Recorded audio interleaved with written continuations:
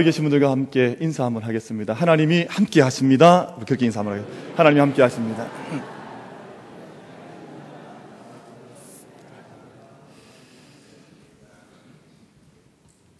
저는 이 시간이 대단히 귀하다 생각하는데요. 저희가 본인이 웃을 수 있는 최대한의 기쁨을 표현하면서 인사하는 게 좋은 것 같아요. 근데 제가 이렇게 인사할 때 뵈니까 조금 감을 드셨는지 좀 떨떠름하게 하시는 것 같아요.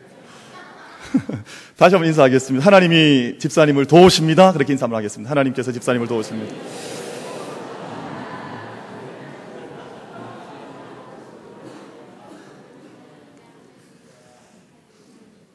제가 말씀 전하기 전에 두 가지 부탁의 말씀 좀 드리고 말씀 전하려고 그럽니다.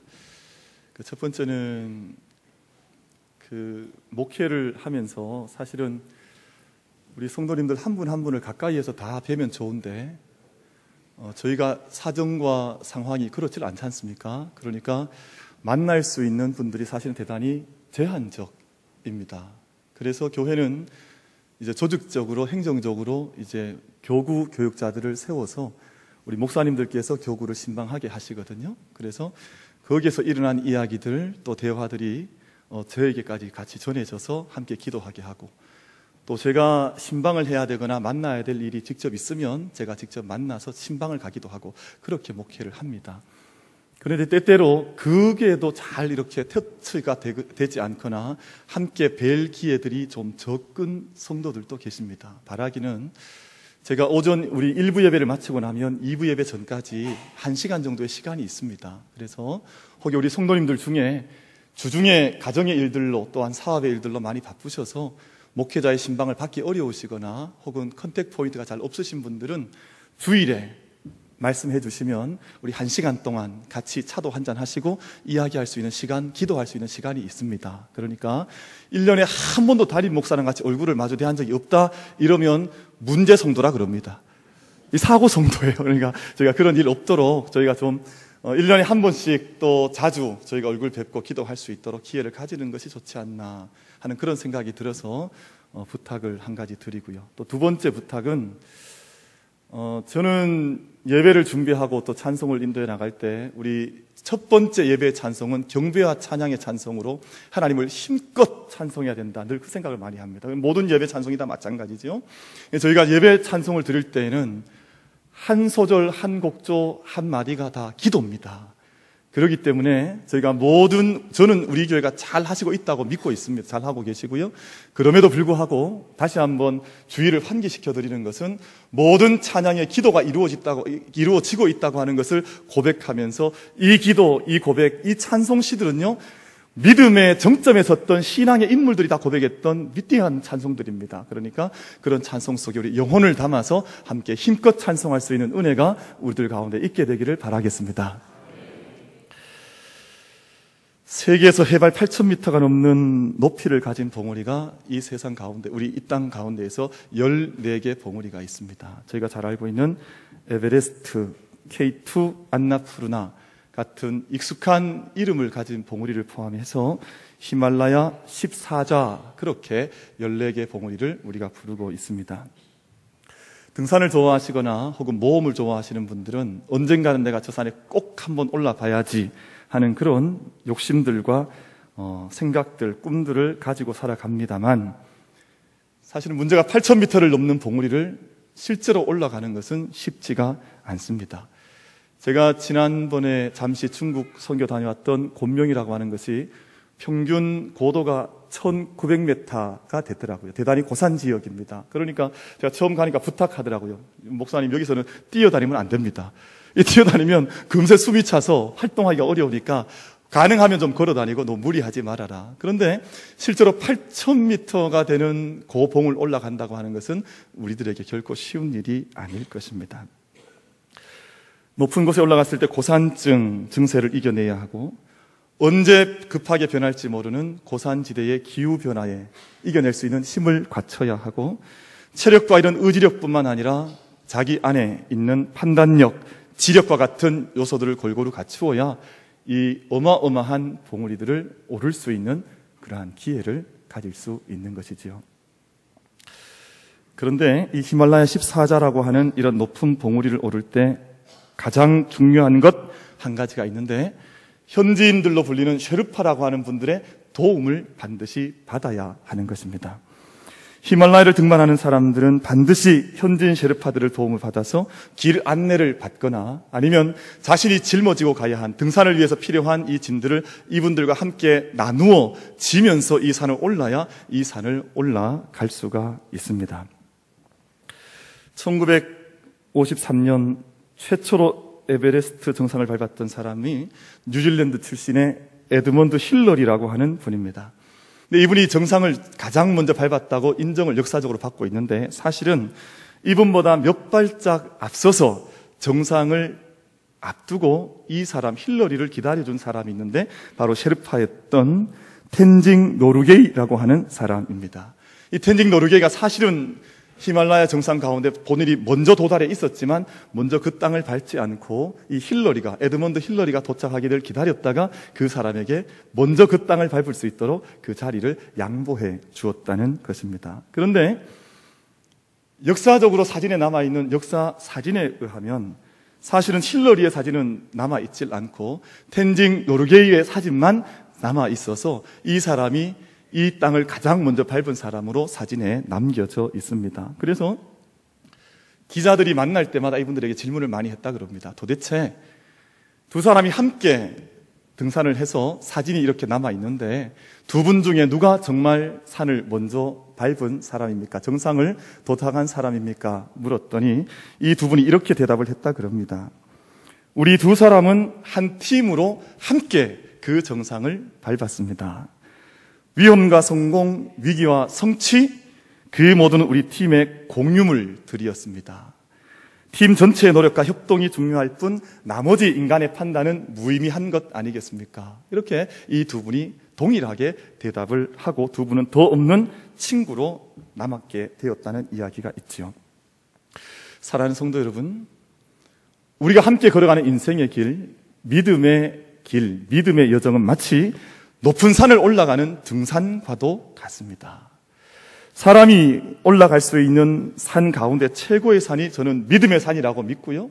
근데 이 믿음의 산을 올라가는 사람들의 모습들이 다 너무나 다양하고 달라서 어떤 이는 아직 산 아래턱에서 올라가지도 못한 채 늘 오른다 말은 하지만 못 오르고 있는 사람들도 있고, 어떤 이는 믿음의 산을 올라가다가 중간에서 험산 계곡을 중곡을 만나서 올라가지 못한 채 포기하고 내려오는 사람도 있고, 어떤 이는 지금도 가장 정점까지 그 산을 올라야 되겠다 생각해서 그 산을 성실하게 지금도 올라가는 성도들도 있습니다.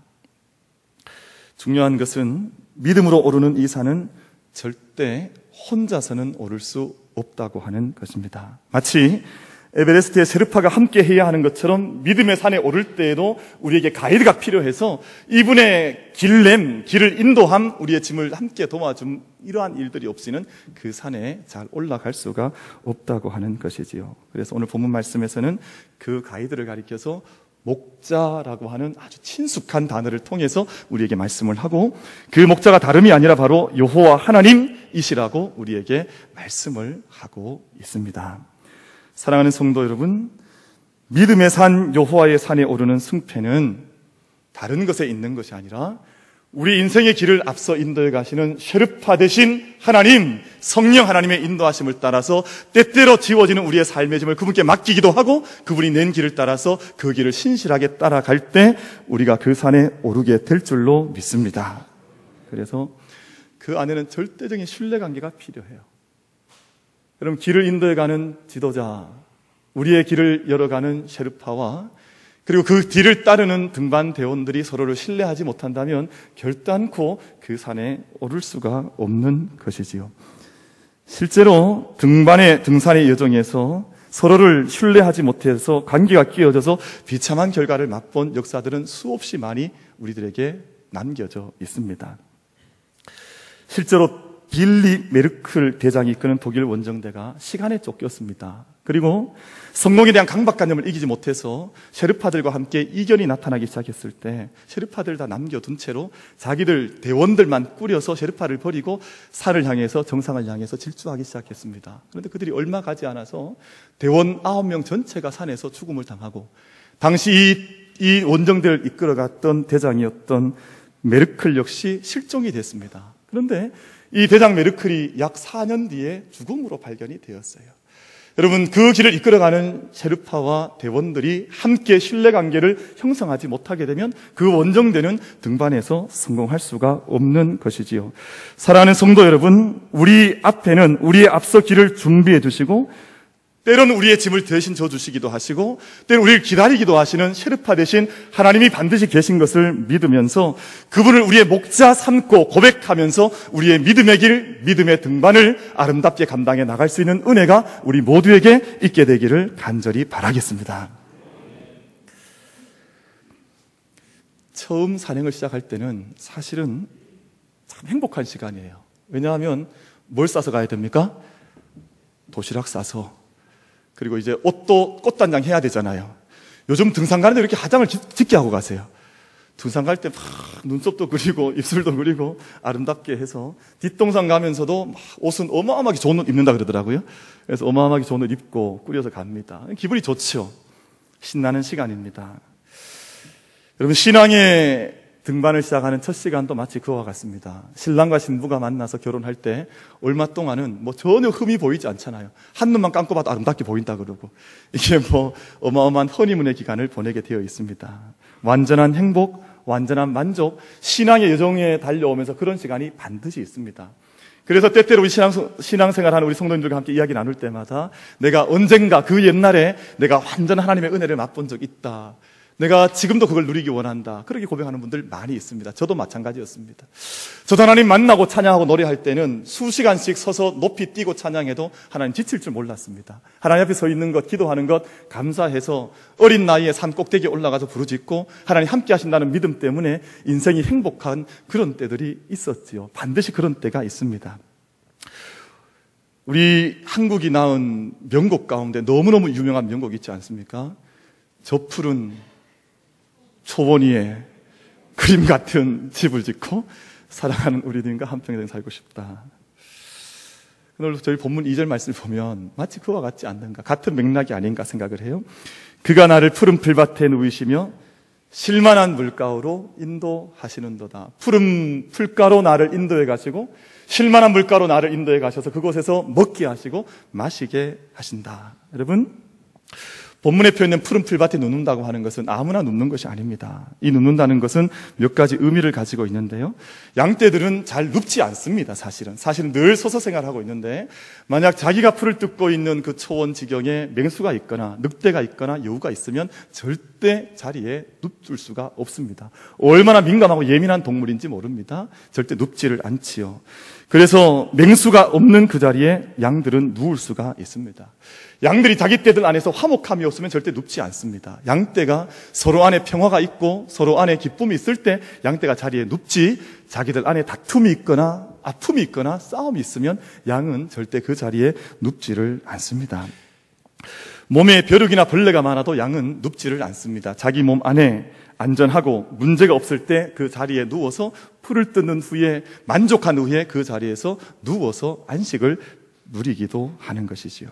사랑하는 성도 여러분, 우리가 하나님을 섬기는 한 양과 같은 믿음의 사람들로 이 땅에 살아가는 동안 믿음의 여정 속에서 양이 모든 것의 평안함과 완전한 온전함을 누려서 그 땅에 누울 수 있는 것처럼 저희들 안에도 평안함과 만족함 속에서 우리의 삶에 편안하게 누울 수 있는, 쉴 수 있는 은혜가 우리 모두에게 있게 되기를 바라겠습니다.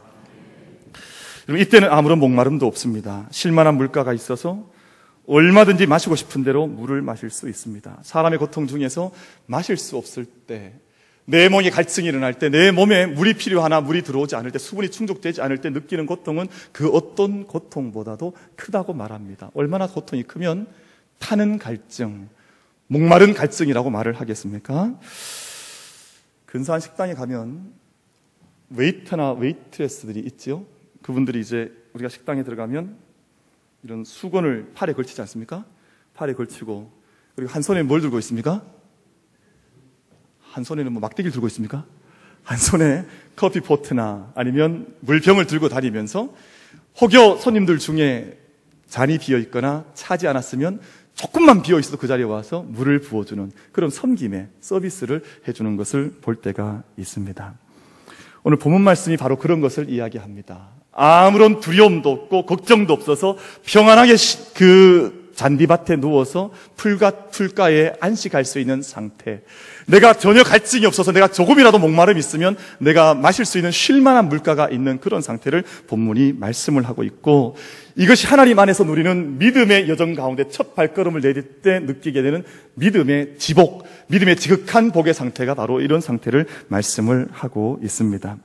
사람이 짐승과 다른 점은 영혼이 있다고 하는 것입니다. 영혼이 있다고 하는 것은 세상의 것으로 만족하는 것이 아니라 영혼을 사모하는 열정이 내 마음속에 있고 꺼지지 않는 불꽃이 있어서 영혼에 대한 목마름, 하나님에 대한 갈급함을 가지고 고향을 떠난 사람이 마치 늘 고향을 그리워하는 수구초심을 가지고 살아가는 것처럼 하나님이 주시는 생명 양식, 하나님이 공급해 주시는 쉴만한 물가로 인해서 만족할 수 있다고 하는 그 마음을 가지고 살아가는 것이 믿음의 여정에서의 첫 출발에서 우리가 경험하는 신앙의 경험들인 것입니다. 그래서 그 경험을 했던 시인이 오늘 1절에서 고백하기로 여호와는 나의 목자시니 내게 부족함이 없으리로다 하는 이런 고백을 내어놓는 것 아니겠습니까? 사랑하는 만민의 모든 성도 여러분, 우리의 신앙의 여정 가운데에서 이 땅의 것으로 인한 만족이 아니라 하나님께서 주시는 생명의 양식, 하나님의 생명의 떡과 그리고 하나님께서 주시는 쉴만한 물가로 인해서 내 영혼이 정말로 만족한다고 하는 그 기쁨의 고백들 늘 내어놓으며 달려갈 수 있는 모든 성도님들이 되기를 간절히 바라겠습니다. 세상 사람들이 물질이 많다고 만족하는 것도 아니요, 의의 길을 걸어갈 수 있는 것도 아닙니다. 이 세상에 주는 것들이 많으면 많을수록 영혼은 피폐해지고 의의 길을 걷는 것이 아니라 불의의 길을 걸어간다고 말을 해요. 여러분, 지난주에 제가 뉴스 보다가 아주 터무니없는 뉴스를 하나 봤죠. 마음이 많이 무거웠습니다. 부산 지역에서 일어났다 그러던가요? 필리핀에 무슨 의사들, 또 대학 교수들, 또 고위 공직자들, 뭐 이런 분들이 수백 명이 다 함께 짝을 맞춰서 필리핀으로 무슨 여행 갔다 그러던가요? 저희는 다 기도만 하셨습니까? 기도와 묵상만 하시다가 오늘 예배를 드리러 오신 것 같은데 그런 사람들이 있대요. 어처구니 없는 죄를 지은 것 아니에요. 여러분, 세상의 많은 것들 때문이 아니라 하나님께서 내게 주신 영적인 양식을 통해서, 하나님께서 내게 허락해 주신 쉴만한 물가의 영적인 만족을 통해서 우리의 영혼이 소송될 뿐만 아니라 우리가 의의 길로 걸어간다고 하는 이 3절 말씀의 약속이 우리 모든 성도님들의 말씀이 되기를 간절히 바라겠습니다. 이것이 믿음의 산을 올라가는 사람들이 산의 첫 자리에서 경험하게 되는 은혜가 아니겠습니까? 산 아래에서 출발을 해서 푸른 초장과 쉴만한 물가를 지나고 나면 등반의 과정에서 어려운 코스를 만날 때가 있습니다. 출발할 때는 날씨도 너무나 좋았고 또 도시락도 싸서 가니까 너무나 기분도 좋고 부족한 것이 전혀 없었는데, 산을 출발한 지 얼마 되지 않아서 얼마를 올라가다가 내가 생각지도 못했던 낭떠러지가 나오거나 계곡이 나오거나 골짜기가 우리 앞에 다가서게 된다는 것입니다. 시련의 여정이 올 때가 있습니다. 본문 4절 말씀에서는 그 과정을 가리켜서 내가 사망의 음침한 골짜기를 다닐지라도 라는 말씀으로 우리의 인생의 여정 속에서 사망의 음침한 골짜기와 같은 때가 우리 신앙의 산에 오르는 과정에 나타날 때가 있다 말씀을 하고 있습니다. 갑작스러운 집안의 어려움이 올 때도 있고요, 사랑하는 내 자녀들 가운데 건강의 문제가 생겨날 때도 있고요, 우리의 가정뿐만 아니라 우리의 일터 속에서나 우리 교회 안에서도 내가 생각지도 못했던 사망의 음침한 골짜기와 같은 상황들이 내 앞에 닥쳐올 때가 있습니다. 출발할 때는 나와 함께 하고 계시다고 생각했던 하나님의 모습도 아무리 부르짖어도 내게 나타나지 않으시고 응답하지 않으시는 것처럼 내 마음속에 내가 정말 음침한 사망의 골짜기를 지나고 있는 것은 아닌가 하는 그런 아픔이 내 마음을 엄습해 올 때가 있습니다. 여러 가지 공들, 몇 개 공들이 모여서 함께 신세 한탄을 하기를 시작했답니다. 먼저 배구공이 말을 하는데 이런 말을 고백을 했대요. 내가 무슨 죄를 얼마나 많이 졌는지 나는 허구한 날 얼굴을 얻어맞고 터지고 살아간다. 배구공이 그렇게 불평을 했답니다. 그랬더니 그 옆에 그 말을 듣던 축구공이 이렇게 말을 합니다. 야, 넌 그나마 다행이다. 야, 난 맨날 발로 까이고 머리를 받치고 차이고 해서 정말 서럽고 더러워서 잘 못 살겠다. 축구공이 이야기를 했습니다. 그랬더니 그 옆에 있던 야구공이 이렇게 말을 합니다. 야, 너희들 그런 말 하지 마라. 난 매일 몽둥이로 쥐어 터진다. 그래서 가끔씩 실밥도 터지고 몸이 터져나갈 때가 있다. 이렇게 얘기하니까 그 옆에 이 말을 다 듣고도 말하지 않던 한 공이 있었습니다. 어느 공이겠습니까? 조그만 골프공이 드디어 입을 열었답니다. 야, 니들 새몽둥이로 맞아봤냐? 골프공 이 고백을 듣고 다른 공들이 입을 닫았답니다. 맨날 새방뜨기로 맞으니까 터지기도 하고 날아가기도 하고 끼어지기도 하고 그렇게 신세한탄을 공들이 했다는 거죠. 사랑하는 성도 여러분, 믿음의 산을 오를 때 반드시 고난이 있습니다. 제가 어떤 분 말씀 들어보니까 자꾸 저도 이제 고난이 많은 것 같고 힘든 일이 격해이 많은 것 같아서 어떤 목사님 앞에 가서 목사님 좀 힘든 것 같습니다. 그랬더니 그분 하시는 말씀이 귀신 앞에서 머리를 풀어라 이러시더라고요. 어디 고생한 이야기를 나 앞에 와서 하냐. 여러분, 아픔이 올 때가 있지요. 내 삶을 돌아보면 차이는 것 같고 맞는 것 같고 터지는 것 같아서 살지 못할 것 같은 어려움이 느껴질 때가 있습니다. 그러나 오늘 본문이 우리에게 말씀하고 도전한 것은 무엇이겠습니까? 그러한 삶의 어두운 골짜기를 지날 때에도 우리를 인도하고 계신 목자에 대한 믿음을 잃어버리지 말고 의심하지 말고 그 목자를 신실하게 따라가라고 하는 이 말씀, 우리 마음속에 깊게 새길 수 있게 되기를 간절히 바라겠습니다. 그래서 시인은 자신 앞에 있는 해를 두려워하지 않는다고 말합니다. 목자를 의심하지 않고 믿고 따르면서 지금도 목자 손에 들려 있어서 나를 이끌어가는 주의 지팡이, 때론 나의 모든 대적들을 내어쫓는 주의 막대기를 내가 의지하면서 그 주의 지팡이와 막대기가 나를 안위하신다는 것을 믿으면서 내가 믿음의 길을 달려가겠다. 시인은 그렇게 고백을 하고 있는 것이지 않습니까? 광야에서 이스라엘 백성들이 지날 때 하나님을 믿지 못했습니다. 목마르면 우리에게 먹을 것이 어디 있냐 소리쳤습니다. 조금만 어둠이 오고 아픔이 와도 왜 우리를 이렇게 버려둡니까? 하나님을 믿지를 못했습니다. 자기들과 함께 구름기둥 불기둥으로 동행을 하고 계셔도 그 구름기둥 불기둥 가운데 역사하시는 말씀하신 하나님을 믿지 못한 채, 신뢰하지 못한 채 불평했고 불만했고 죄악을 지었고 시련 가운데 그 광야의 여정을 아름답게 완주하지를 못했습니다. 사랑하는 성도 여러분, 우리가 고난의 강을 지날 때에도 우리와 함께 하시면서 지팡이와 막대기로 안위하시고 지키시며 때로는 골짜기에 빠진다 하더라도 막대기를 통해서 우리를 인도해내시는, 지팡이로 우리를 이끌어가시는 하나님의 신실하심을 믿음으로 고백할 수 있는, 그 앞에 믿음을 고백할 수 있는 우리 모두가 될 수 있게 되기를 간절히 바라겠습니다. 고난의 강을 지날 때에도 하나님이 함께하고 계심을 잊지 말아야 합니다. 시련의 강을 지날 때에도 하나님이 함께 하신다 말씀하지 않습니까? 그래서 히브리서 13장 6절 말씀은 약속하지요. 그러므로 우리가 담대히 말하되 주는 나를 돕는 이시니 내가 무서워하지 아니하겠노라. 사람이 내게 어찌하리요? 라고 말씀을 합니다. 여러분, 하나님이 함께 하시면 세상에 불같이 덤벼드는 우리의 어려움들도, 물과 같이 빠져드는 세상의 거센 파도들도 우리에게 어찌할 수 없다고 하는 것을 믿음으로 고백하면서 우리의 정신적인, 육신적인 삶의 모든 환경의 것들도 주님한테 맡길 수 있는 우리 믿음의 성도님들 다 되기를 바라겠습니다. 그렇게 산에 올라가는 거지요. 여러분, 지리산 천왕봉은 1915m라 그래요. 그리고 설악산 대청봉은 1708m인데요. 이런 모든 고봉들을 보면 한 가지 동일한 공통점의 특징이 있는데, 그 정상에 다다르기 직전에 지금까지 올랐던 모든 코스보다 가장 어려운 코스가 그 정상 직전에 기다리고 있다는 것입니다. 그래서 그 자리에 서면 그런 생각하는 사람들이 많아요. 아이고, 이제 진짜 더 이상은 못 가겠다. 이제 그만 돌아서 내려가야 되겠다. 그렇게 생각하는 사람이 많아요. 그럼 위에서 내려오는 사람이 만나면 등산하던 돌아 내려오는 사람들이 뭐라 그럽니까? 다 왔습니다. 이제 얼마 안 남아서 조금만 더 가면 이제 정상에 올라갑니다. 그렇게 이야기를 하지요.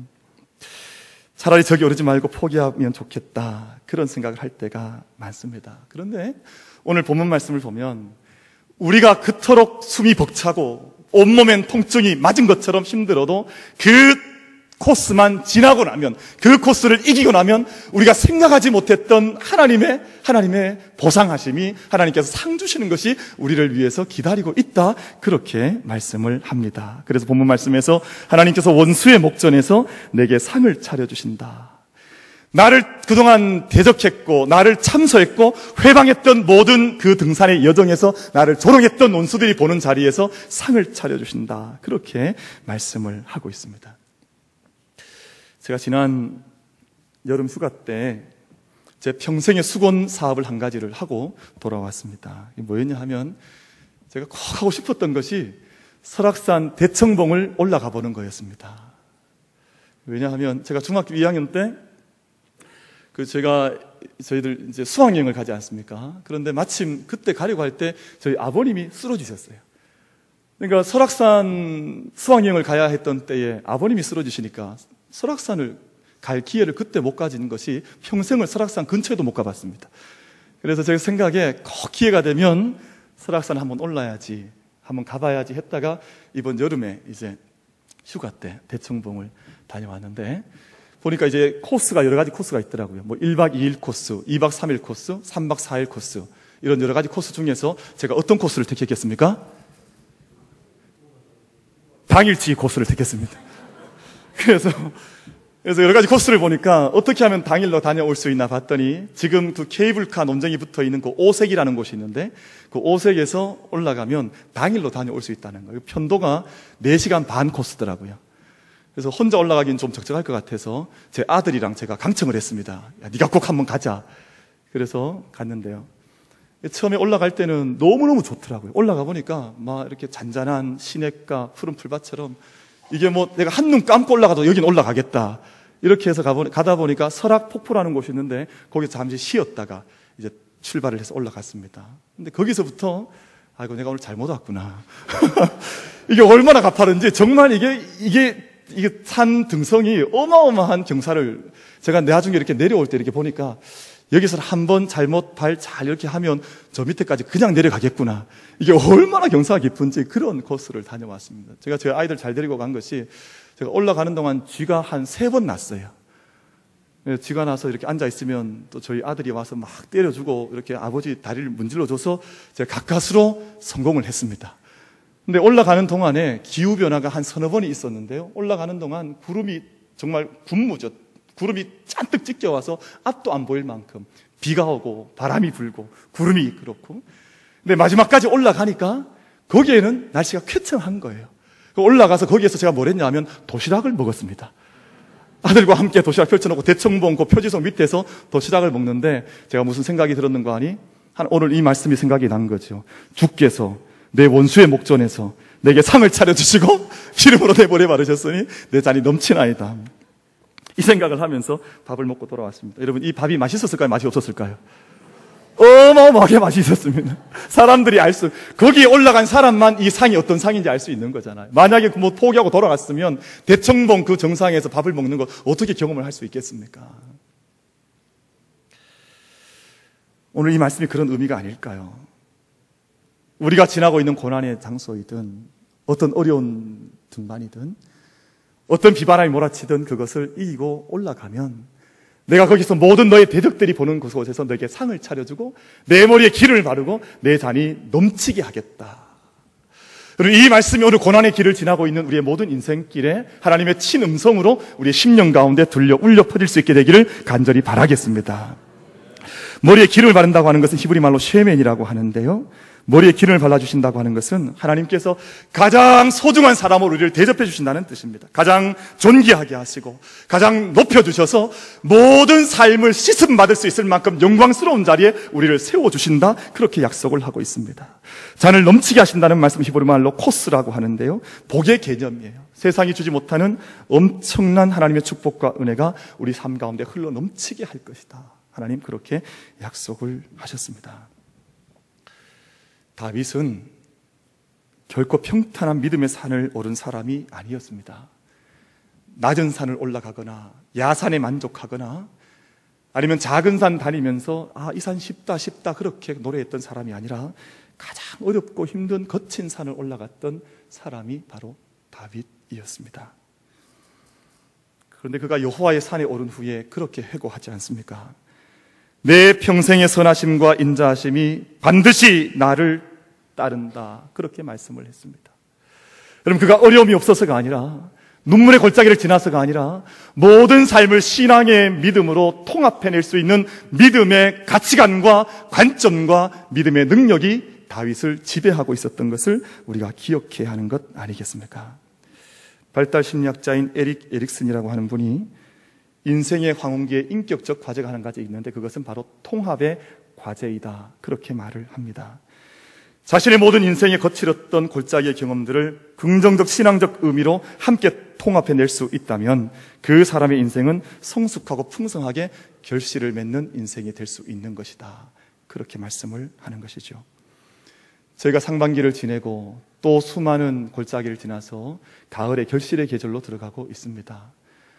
결실의 계절에 앞서서 우리가 걸어가야 할 또 하나의 믿음의 산, 믿음의 여정이 우리 눈앞에 있지는 않겠습니까? 사랑하는 성도 여러분, 우리 모두는 믿음의 산을 지금도 오르고 있는 사람인데요, 우리의 셰르파 되신 하나님께서 우리 앞서가신 것을 잊지 말고 또 그분과 함께 거칠고 험한 골짜기라도 이겨나간다면 하나님께서 우리에게 말로 다 할 수 없는 영광스러운 믿음의 결실을 주신다는 것을 믿음으로 고백하면서 우리 믿음의 산을 함께 오를 수 있는 우리들이 되기를 바랍니다. 여러분, 다윗은 그렇게 고백하지 않습니까? 마지막 절 말씀이지요. 내 평생의 선하심과 인자하심이 반드시 나를 따르리니 내가 여호와의 집에 영원히 살리로다. 다윗에게는 화려한 궁전이 있었습니다만 다윗이 궁극적으로 소망했던 것은 여호와의 집이라고 말씀을 했습니다. 이 소망, 이 믿음, 이 비전이 모든 여호와의 산을 오를 때 거쳤던 어려움들을 이겨나가게 하는 원동력이었지는 않겠습니까? 오늘 사랑하는 성도들께서 하나님께서 베풀어 주실 상과 그 기름을 기대하면서 믿음의 산을 힘있게 승리하며 올라갈 수 있는 모든 성도들 되기를 주님의 이름으로 축원을 드리겠습니다.